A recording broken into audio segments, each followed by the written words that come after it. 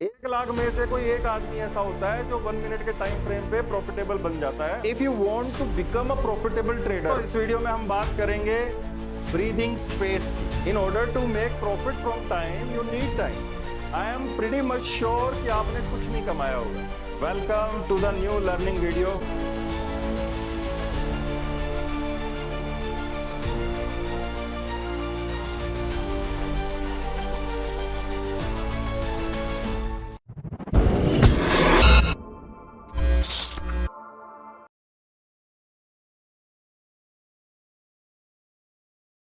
Hello दोस्तों, welcome to the new learning video.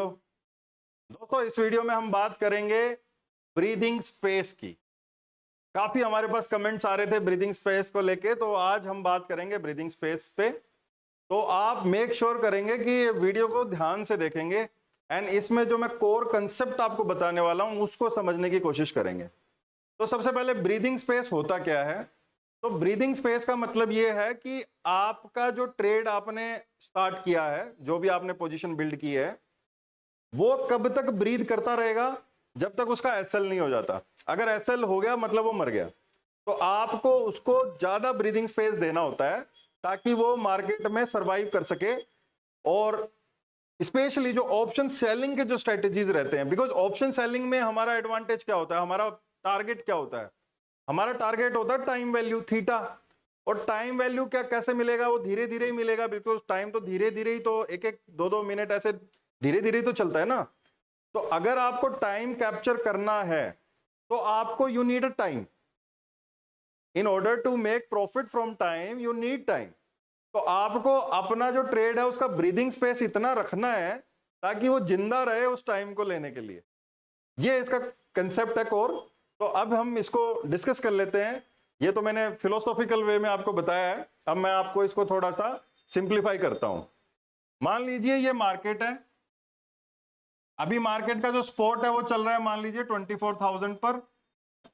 एक ऐसे ही हमने हाइपोथेटिकल फिगर ले लिया। अभी 25,000 चल रहा है ऑब्वियसली मार्केट, बट स्टिल हमने 24,000 ले लिया because I like this number 24,000। अब मान लीजिए आपने यहाँ पे बुलिश व्यू बनाया या बेरिश व्यू बनाया। तो अभी हम बात कर लेते हैं, व्यू है आपका बुलिश। आपका ऐसा अजम्पशन है कि मार्केट विल गो अपसाइड, ये अप है, ठीक है। तो ऑब्वियसली आपका जो स्टॉप लॉस रहेगा वो इधर की तरफ रहेगा। तो ये स्टॉप लॉस अब आपका कितना है? मान लीजिए ये आपका स्टॉप लॉस 1 है, SL1, और ये आपका है यहां पे SL2। SL1 में मान लेता हूं कि 50 पॉइंट्स का है, तो इसको मैं बोलूंगा कितना? 23,950। और SL2 में मान लेता हूं आपका 200 पॉइंट का है, मतलब 23,800। तो ये पूरे कैलकुलेशन से अब समझ में क्या आता है?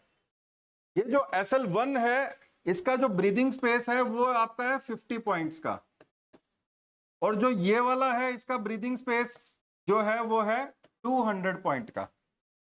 तो जो प्रोबेबिलिटी ऑफ प्रॉफिट होता है ना, प्रोबेबिलिटी, आप बात सुनते होगे ना कि प्रोबेबिलिटी कितनी है आपके ट्रेड की। तो प्रोबेबिलिटी का सीधा सीधा जो रिलेशन होता है वो इसी से होता है कि मार्केट को आपका एसएल हिट करने के लिए कितनी ताकत लगानी पड़ेगी। अगर उसको कम ताकत लगानी पड़ेगी, मतलब कम चलना पड़ेगा, इसका मतलब क्या है? आपका जो प्रोबेबिलिटी है वो कैसा है? कम। और अगर उसको ज्यादा चलना पड़ेगा आपका एसएल हिट करने के लिए, तो इसका मतलब जो आपका ट्रेड का जो भी आपने स्ट्रेटेजी लगाया है उसकी प्रोबेबिलिटी हो गई ज्यादा।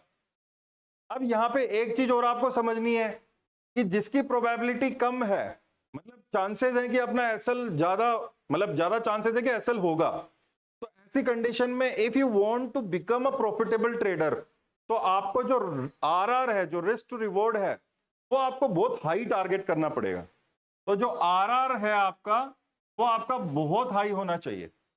एंड यहां पे बिकॉज आपकी प्रोबेबिलिटी ज्यादा है, तो आपका अगर आरआर कम भी होगा तो भी आप एक प्रॉफिटेबल ट्रेडर बन सकते हो। तो ये पूरा जो गणित है ये आ जाता है आपका प्रोबेबिलिटी वर्सेस रिस्क रिवॉर्ड वाले कंसेप्ट में। तो अब आपको डिसाइड करना है कि आपको कौन सा ट्रेडर बनना है। ऐसा ट्रेडर बनना है जो मार्केट हल्का सा हिला और एसएल हो गया, जैसे स्कैल्पिंग करते हैं ना काफी लोग, स्कैल्पिंग जो करते हैं, स्कैल्पिंग में क्या होता है, छोटा सा एसएल रखते हैं, 1 मिनट की कैंडल का एसएल। एंड आपने अगर पर्सनली ट्रेड किया होगा, आप में से जितने भी लोग मेरा ये वीडियो देख रहे होंगे वो कोरिलेट कर सकते हैं। अगर उन्होंने बहुत ही 1 मिनट के टाइम फ्रेम पे अगर ट्रेड किया है तो आउटकम क्या था? आपने मान लो 1 साल काम किया, उस 1 साल का पीएनएल क्या था? आपने कुछ कमाया? आई एम प्रीटी मच श्योर कि आपने कुछ नहीं कमाया होगा। 1 लाख में से कोई एक आदमी ऐसा होता है जो 1 मिनट के टाइम फ्रेम पे प्रॉफिटेबल बन जाता है, और वो भी कब? जब उसने पता नहीं कितने साल दे दिए होते हैं। And he is very disciplined, वो बहुत डिसिप्लिन्ड होता है, मतलब उसमें एक super skills kind of thing होती है ना, वही ये चीज को अचीव कर पाता है। अब आपको सेलेक्ट करना है कि आपको वो वैसा पर्सन आपको बनना है, या एक नॉर्मल पर्सन बन के भी आप मार्केट से छोटा मोटा पैसा कमा सकते हो।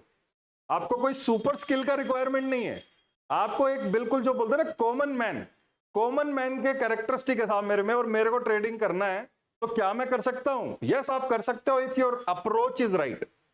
अगर आपकी अप्रोच सही है तो आप कर सकते हो।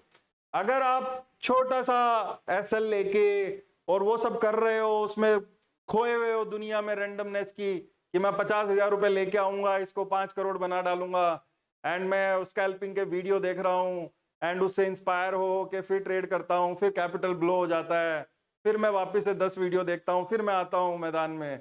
अगर आप उस जर्नी में अगर आप फंस गए तो आप एक लूप में फंस गए हो मेरे दोस्त, आपके आगे कुछ नहीं होने वाला ट्रेडिंग में। तो यहां पे मैं आपको डिस्करेज नहीं कर रहा हूं, आपको एक बड़े भाई की तरह समझाने की कोशिश कर रहा हूं कि यहां पे पैसा निकालना इतना आसान नहीं है। आपकी जो अप्रोच है उसको रियलिस्टिक रखना पड़ेगा, एंड यहां पे इस कॉन्सेप्ट को आपको समझना पड़ेगा। और ये कॉन्सेप्ट को जब आप समझ जाओगे तो ऑटोमेटिकली आपकी रियलिस्टिक अप्रोच हो जाएगी। अब अगर मैं आपको कहूं कि बैंक निफ्टी में एक ऐसा ट्रेड बनाते हैं जिसकी प्रोबेबिलिटी ऑफ प्रॉफिट 80% हो, प्रोबेबिलिटी ऑफ प्रॉफिट तो 80% हो, एंड रिस्क रिवॉर्ड 1:1 हो, बट इसको आपको होल्ड करना पड़ेगा कम से कम नहीं तो 20 डेज। तो आप करोगे? आप क्या बोलोगे, अरे हम तो 10 मिनट में स्कैल्प करके पैसा निकालने वाले लोग हैं, हम कहां 20 दिन रुकेंगे।